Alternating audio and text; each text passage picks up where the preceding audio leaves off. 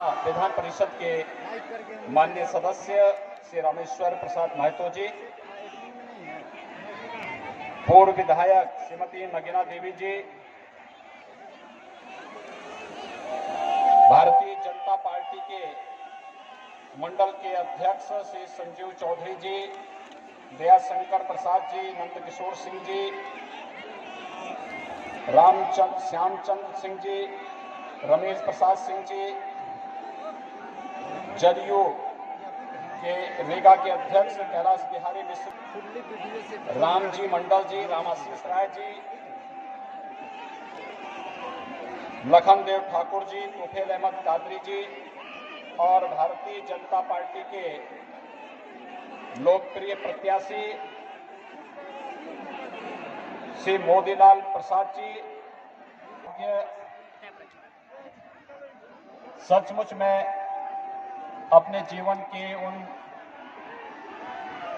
क्षणों के रूप में देखता हूं, क्योंकि सीतामढ़ी से हम सबका एक आध्यात्मिक और भावनात्मक लगाव है। जगत जननी मां सीता की यह पावन धरती है और इसके लिए मैं आप सबका हृदय से अभिनंदन करता हूं, आप सबका स्वागत करता हूं।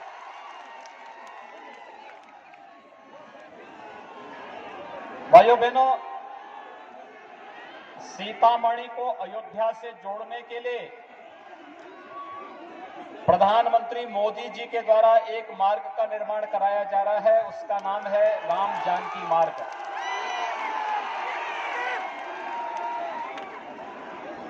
जब ये मार्ग बन जाएगा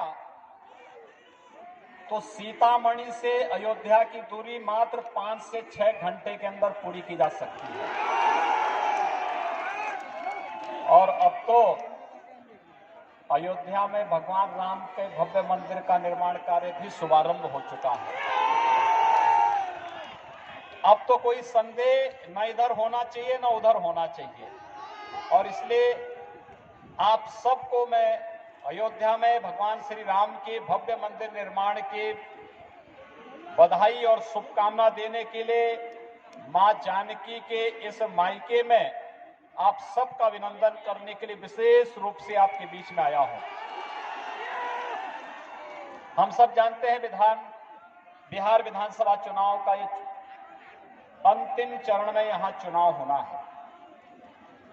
पहले चरण का चुनाव संपन्न हो चुका है, दूसरे चरण में कल चुनाव होना है और तीसरे अंतिम चरण में 7 नवंबर को हम सबको भी, आप सभी लोगों को बिहार के भाग्य के निर्माण के लिए अपनी भूमिका के साथ आगे आना है। और इसलिए भाइयों बहनों, उत्तर प्रदेश की धरती से विशेष रूप से सीतामढ़ी क्षेत्र की जनता का आह्वान करने के लिए और अपील करने के लिए मैं आपके बीच यहां पर उपस्थित हुआ हूं। नाम पर, परिवार के नाम पर, मत और मजहब के नाम पर, क्षेत्र और भाषा के नाम पर राजनीति होती थी। मोदी जी ने इन सबको बदल करके देश के अंदर उन्होंने गांव के लिए, गरीब के लिए, किसान के लिए, नौजवान के लिए, महिलाओं के लिए, व्यापारियों के लिए, समाज के प्रत्येक तबके के उत्थान के लिए कार्य करते हुए सबको एक ही नारा दिया, एक ही संकल्प सबके सामने लिया और एक ही अपील सबको दी, और वह उनका मंत्र था सबका साथ सबके विकास का। 3 करोड़ गरीबों को मकान दे देना, 4 करोड़ गरीबों को निःशुल्क विद्युत कनेक्शन उपलब्ध करवा देना, 8 करोड़ गरीबों के लिए रसोई गैस का निःशुल्क कनेक्शन उपलब्ध करवा देना, 10 करोड़ गरीबों के लिए निःशुल्क शौचालय की व्यवस्था करवाना, 12 करोड़ गरीबों के लिए गरीब किसानों को प्रधानमंत्री किसान सम्मान निधि से आच्छादित कर देना, 15 करोड़ नौजवानों के लिए प्रधानमंत्री मुद्रा योजना में आर्थिक स्वावलंबन का मार्ग प्रशस्त करना, 35 करोड़ गरीबों का बैंक में अकाउंट खोल करके जनधन अकाउंट उपलब्ध करा देना, 50 करोड़ गरीबों को आयुष्मान भारत के अंदर 5 लाख रुपए की स्वास्थ्य बीमा का कवर देना। और भाइयों बहनों, कोरोना में आपने देखा होगा 80 करोड़ गरीबों को निःशुल्क खाद्यान्न उपलब्ध कराने का काम भी किसी ने किया, प्रधानमंत्री मोदी जी ने किया। यानी सबका साथ सबके विकास का ये नारा प्रधानमंत्री मोदी जी के इस अभियान का हिस्सा है। इसमें हम भेदभाव किसी के साथ नहीं करेंगे, लेकिन जो लोग आज बिहार के अंदर चुनाव में रोजगार को मुद्दा बना करके, रोजगार का झुंझुना पकड़ा करके बिहार के नौजवानों को बहकाने का कार्य कर रहे हैं, आखिर देश में भी और बिहार में भी उन्हें सत्ता में रहने का अवसर मिला था,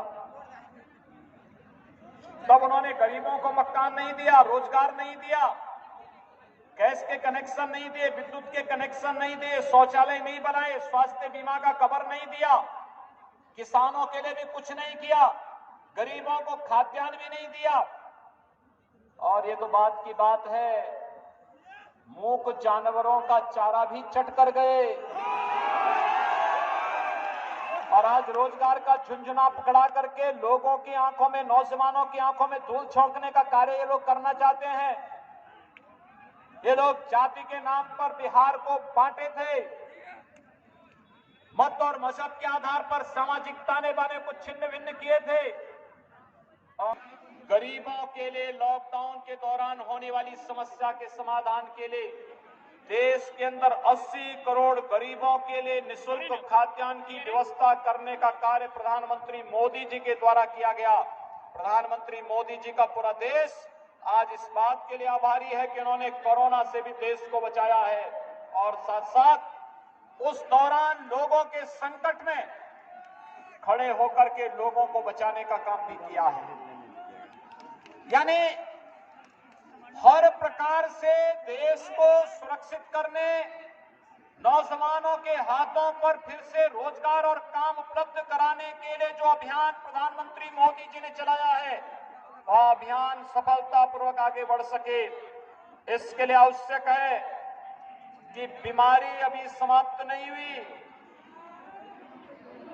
भाइयों बहनों, बीमारी के बारे में, आग के बारे में और पानी के बारे में एक जैसी कहावत चर्चार्थ होती है। कहते हैं बाढ़ आई हो तो बाढ़ के पानी में बिना देखे नहीं घुसा जाता है, कहीं आग लगी हो तो आग बुझाने का काम पहले किया जाता, आग के अंदर घुसा नहीं जाता है। और ऐसे ही बीमारी के बारे में भी है। बीमारी अगर समाप्त नहीं हुई है तो सावधानी ही, बचाव ही सर्वोत्तम उपाय है। और बचाव के लिए दो बातें प्रधानमंत्री जी ने कही हैं, एक 2 गज की दूरी और दूसरा मास्क है जरूरी। आप सभी मास्क लगाएंगे? सभी लोग मास्क लगाइए, जो लोग मास्क नहीं लगाए वे लोग भी जरूर लगाएं।